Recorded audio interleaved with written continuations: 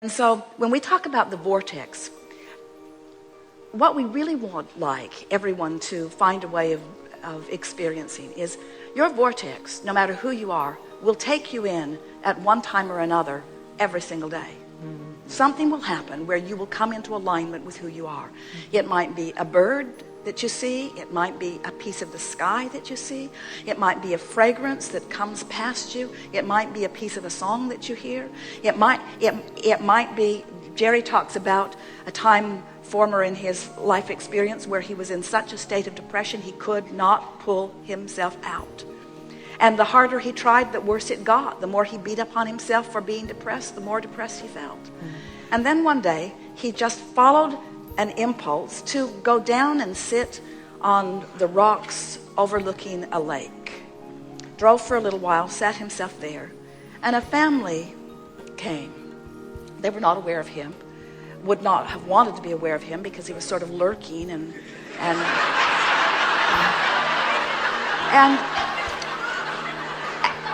they just proceeded on their happy day. They were nice to each other. They were complimentary of each other. They were excited about the day. They laid out their picnic. They got in their boat. They just beed the happy, tuned in, tapped in, turned on people that they were. And as Jerry simply sat and observed them, his depression lifted off of him because he stopped facing the issue. He stopped struggling in the injustice. He stopped going down his list of pros and cons and rights and wrongs. In other words, he just let go for a moment, and like the cork that floats back to the surface, he came back into his alignment. So what we are really encouraging relative to things that are this big and this deep and this prevalent and this important, you got to pull out the big guns. You got to pull out all the stops for it, which means you got to be in the vortex before you even contemplate it. You got to be in tune with who you are before you even contemplate it. And when you are, you're seeing the world through the eyes of Source. And when you're seeing the world through the eyes of Source, if a child is learning to walk and walks into your room and isn't very good at it and falls down, you don't say, "Get up, you little dummy."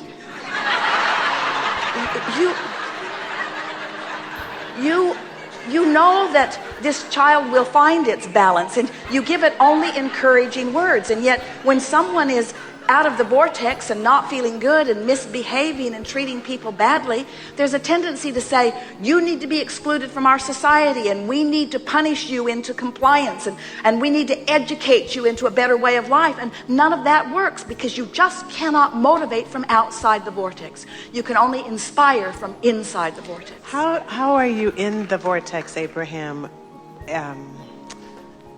and honor the pain or the discomfort? Can't do it. Can't honor pain. Also can't do it.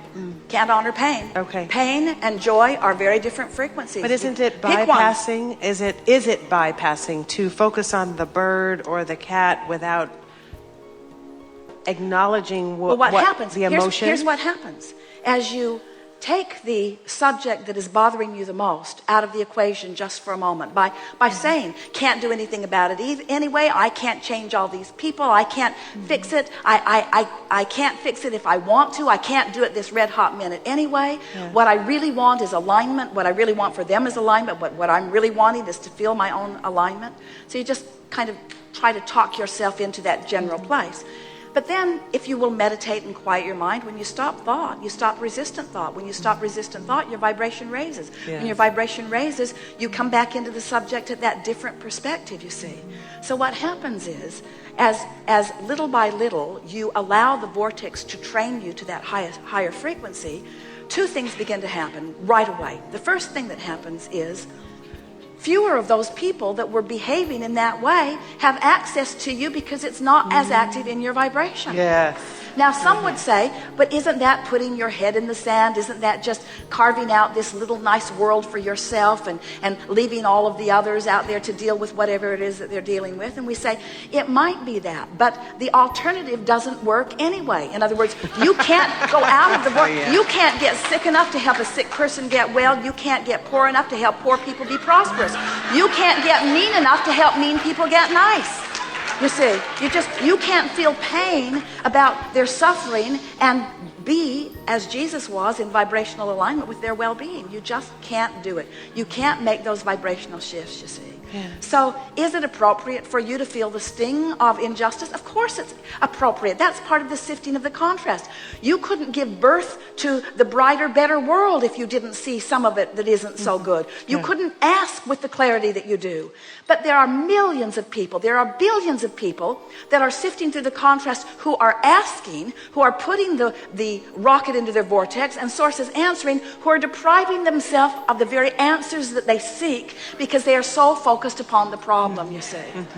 And so little by little you come into alignment. Little by little you allow the vortex to train you until it just feels natural for you to feel good.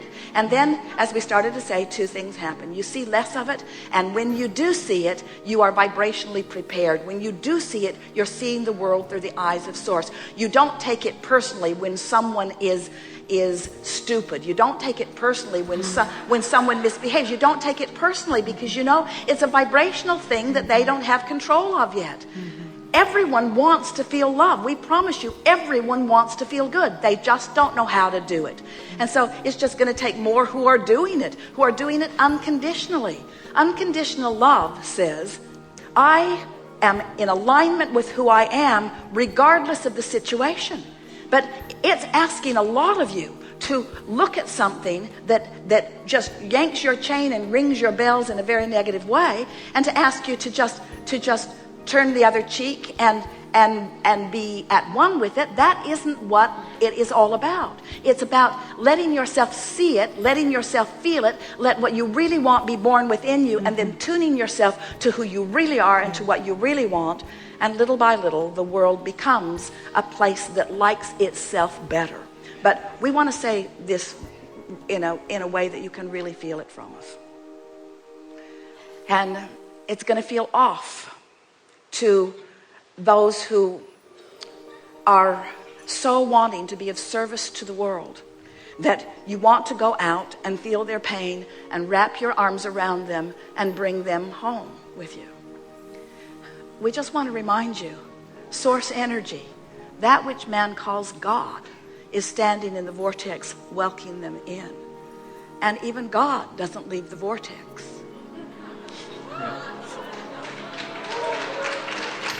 Because if that were to happen, you wouldn't feel the disconnection. In other words, Esther will say, she said it on a pretty regular basis, Abraham, come out of the vortex with me now. Because I don't like the separation and I can't get in, so you got to come out. And she discovers we never come. We never, ever, ever, ever come. That's the way all of this works. In other words, Source energy always maintains the highest vibration and the greatest love that has been created. And you have no choice but to line up with that, you see.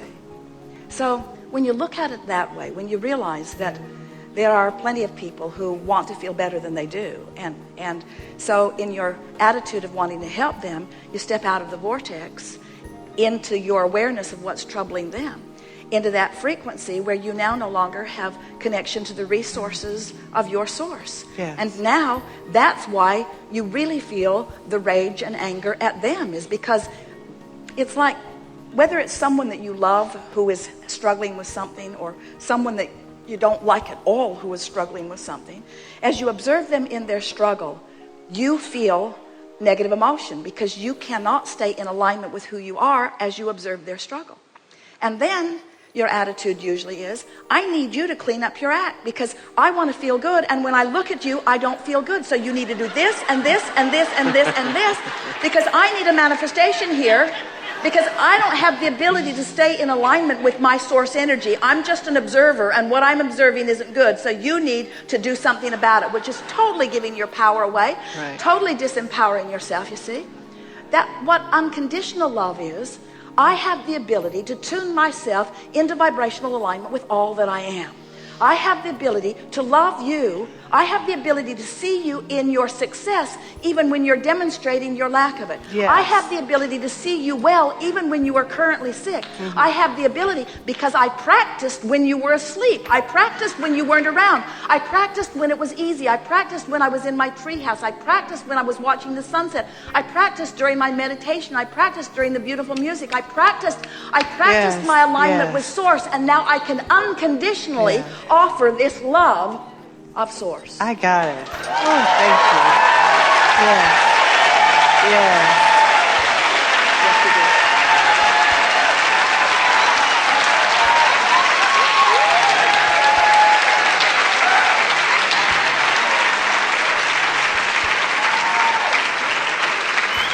You see, and you can't feel that way without being there. In other words, that you're in the vortex, you're in alignment with who you are. In other words, and the question as it began is non-existent now, isn't it? Irrelevant completely.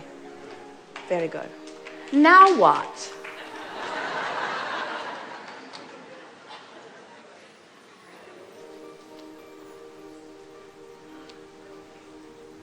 Wait.